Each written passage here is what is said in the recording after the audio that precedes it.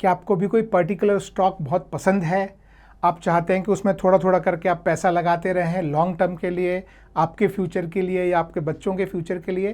तो आज इस वीडियो में मैं बताऊंगा कि आप किसी भी पर्टिकुलर शेयर में या किसी पर्टिकुलर स्टॉक में आप एसआईपी किस तरह से कर सकते हैं। तो चलिए मैं आपको आपके टैब पे लेके आता हूं। मैं मेरे तो आपके सामने जो ये ऐप दिखाई दे रही है ये धन की ऐप है। आप चाहें तो धन की ऐप यूज़ करें, आप चाहें तो ज़ीरोधा यूज़ करें, आप चाहें तो पेटीएम मनी यूज़ करें। मैं ये तीन यूज़ करता हूँ, तीनों का लिंक आपको मैं नीचे डिस्क्रिप्शन में दे दूंगा। प्रोसेस लगभग तीनों में सेम है। तो मैं आपको ये धन पे दिखा रहा हूँ, अगर आपको भी धन में अकाउंट ओपन करना है तो नीचे लिंक मिल जाएगा, ठीक है। तो जैसे कि हम धन ऐप में आए हैं, आप देख सकते हैं ये मैंने इसमें लॉगिन कर लिया है और लॉगिन करके आपको सबसे पहले ये नीचे ऑर्डर वाला जो सेक्शन है इस पर आपको क्लिक करना है। मैं इस पर क्लिक करता हूँ, ये देखिए आप देख सकते हैं कि ये ऑर्डर्स वाला पेज आ गया है। बाय डिफ़ॉल्ट आपको ये पोजीशंस वाले सेक्शन में लेके आएगा, लेकिन यहाँ पे आप ऊपर देखेंगे ऑर्डर्स, फ्लैश, बास्केट, फॉरएवर, और उसके बाद यहाँ पे आपको एक एसआईपी का ऑप्शन दिखाई देता है। तो आपको ये एसआईपी वाला जो ऑप्शन है यहाँ पे आपको क्लिक करना है। तो मैं ये क्लिक करता हूँ और ये देखिए ये आपके सामने एक एसआईपी वाला पेज जो है वो खुल गया है। ये आपको बता रहा है कि क्या अभी आपकी कोई एसआईपी चल रही है, अगर चल रही है तो मंथली लगभग कितना पैसा उसमें लग रहा है वो आपको यहाँ पे दिखेगा, और कितनी एसआईपीज चल रही हैं। आप चाहें तो एक शेयर में शुरू करें, चाहें तो 2 में शुरू करें, चाहें तो 10 में शुरू करें, जितना आप शुरू करना चाहते हैं आपकी मर्जी है। जितनी एसआईपी चल रही होंगी वो नंबर आपको जो है वो यहाँ पे दिखाई देगा। जब आप पहली एसआईपी शुरू करना चाहते हैं तो दो ऑप्शन है, या तो आप यहाँ पे सीधा जिस भी शेयर या स्टॉक में आप करना चाहते हैं वहाँ से शुरू करें, या फिर आप यहाँ पे क्लिक कर दें या यहाँ पे क्लिक कर दें, ठीक है। तो मैं अभी यहाँ पे शेयर को मैं सर्च करता हूँ। जैसे मान लीजिए मैं चाहता हूँ कि मैं स्टेट बैंक ऑफ इंडिया में हर महीने लेट्स से 2 स्टॉक में इन्वेस्ट करना चाहता हूँ, ठीक है। तो सबसे पहले मैं यहाँ पे इसमें मैं क्लिक करूँगा। आपके सामने ये ऊपर जो है ये सर्च आ गया है। अब यहाँ पे मैं SBIN, ये SBIN जो है ये स्टेट बैंक ऑफ इंडिया का स्क्रिप बोलते हैं इसको, SCRIP।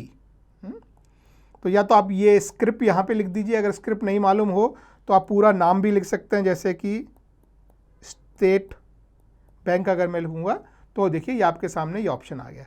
अब ये 2 बार क्यों दिख रहा है, इसमें क्या है, एक ये NSE पे लिस्टेड है, एक ये BSE पे लिस्टेड है। हमारे इंडिया में 2 स्टॉक एक्सचेंजेस हैं, एक BSE है बॉम्बे स्टॉक एक्सचेंज, एक NSE है नेशनल स्टॉक एक्सचेंज। आप दोनों में से किसी में भी ट्रेड कर सकते हैं, प्राइस में ज़्यादा फर्क नहीं होता है, 5 पैसा ऊपर नीचे हो सकता है।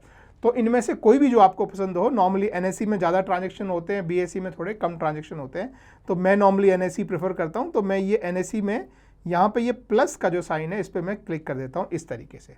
तो अभी ये स्टेट बैंक ऑफ इंडिया का ये पूरा पेज जो है खुल गया है, और यहाँ पे आप ये शेयर का नाम देख सकते हैं, स्टेट बैंक ऑफ इंडिया, इस समय प्राइस क्या चल रहा है और आज का भाव कल के भाव से ऊपर है या नीचे है।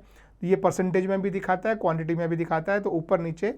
इस समय मार्केट आप देख सकते हैं कि क्लोज है। जब मार्केट खुला होगा आप अपनी एसआईपी चाहें तो खुले मार्केट में लगाएं, चाहें तो क्लोज मार्केट में लगाएं, कोई फर्क नहीं पड़ता है, ठीक है।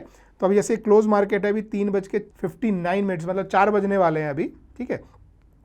इंपॉर्टेंट पॉइंट जो है जो आपको समझना है वो इसके अंदर है, ठीक है। सबसे पहली बात तो आपको कितनी क्वांटिटी लगानी है। दोस्तों ये शेयर की जो एसआईपी होती है वो म्यूचुअल फंड की एसआईपी से थोड़ी अलग होती है।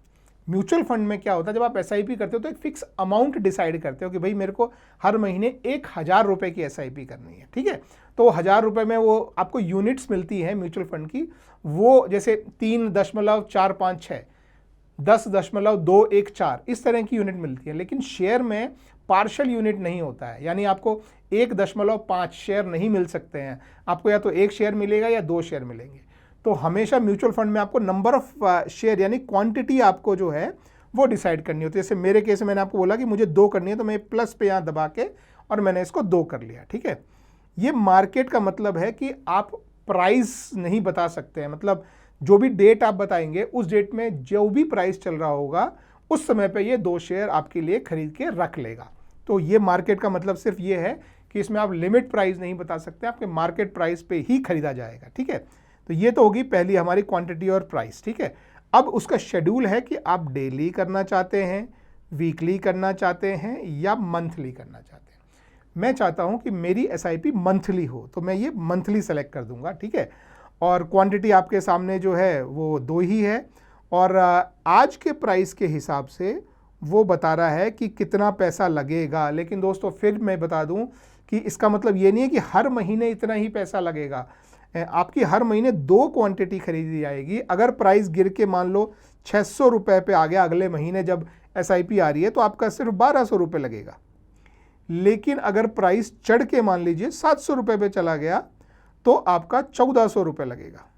ठीक है, तो नॉर्मली आपका उतना पैसा आपके ब्रोकर अकाउंट में, यानी ये जहाँ मैं अभी दिखा रहा हूँ ये धन है। इसी तरह से अगर आप दूसरे में भी मान लो ज़ीरोधा में भी करते हैं तो ज़ीरोधा में, पेटीएम मनी में करते हैं तो पेटीएम मनी में, इतना पैसा उस तारीख को आपके अकाउंट में होना चाहिए। ठीक है, तो ये जो है ये प्राइस अभी का इस प्राइस के हिसाब से है 2 क्वांटिटी का, तो ये प्राइस ऊपर नीचे हो सकता है। ठीक है, अब किस दिन आपको खरीदना है वो आपको डिसाइड होता है यहाँ पे। जैसे कुछ लोग जो है वो कि भाई मेरी मंथ के एंड में सैलरी आती है तो 1 तारीख को या 2 तारीख को, या कुछ लोग प्रेफर करते हैं कि 5 तारीख को।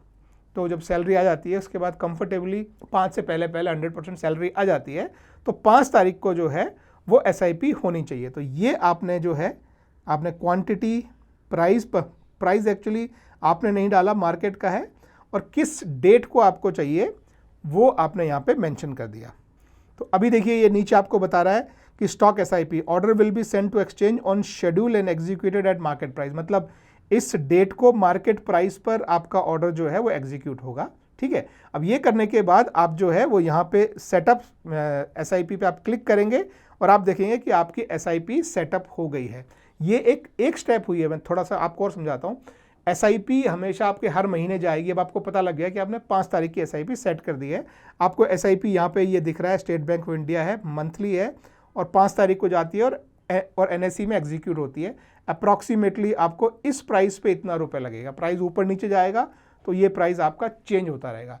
अगर कभी भी आपको लगता है कि नहीं अब जो अगले महीने मेरे पास पैसा नहीं है, या मैं ये SIP नहीं करना चाहता, या क्वांटिटी चेंज करके 1 करना चाहता हूँ, या इस महीने पैसा ज़्यादा है मैं क्वांटिटी बढ़ा के 3 करना चाहता हूँ, तो वो करने के लिए आप इस सेक्शन में आप कहीं भी क्लिक कीजिए। जैसे मैं क्लिक करता हूँ और ये देखिए व्यू SIP वाला जो बटन है आप उस पर क्लिक कीजिए ऐसे।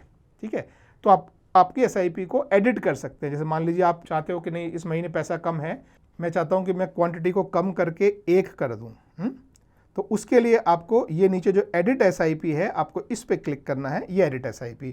सो ये पूछ रहा है कि are you sure you want to edit SIP, तो मैं ये ओके पे क्लिक करता हूँ। तो अभी देखिए ये क्वांटिटी के आगे प्लस माइनस के साइन मिल गए हैं, यहाँ भी आपको प्लस माइनस के साइन। तो मैं क्वांटिटी दोनों में से किसी में भी जो है कम करके 1 कर सकता हूँ।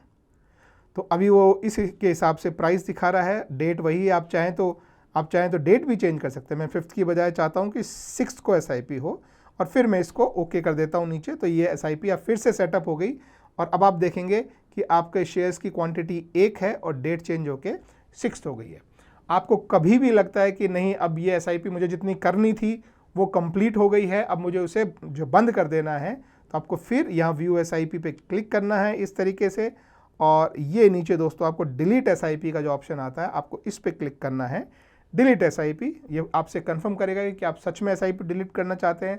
यदि आप डिलीट करना चाहते हैं तो आप ये ओके पे क्लिक करेंगे और ये SIP डिलीट हो जाएगी। मैं SIP डिलीट नहीं कर रहा हूँ क्योंकि मुझे ये एक्चुअली रखनी है, तो मैं इस SIP को जो है वो यहाँ से ऊपर से बंद कर दे रहा हूँ।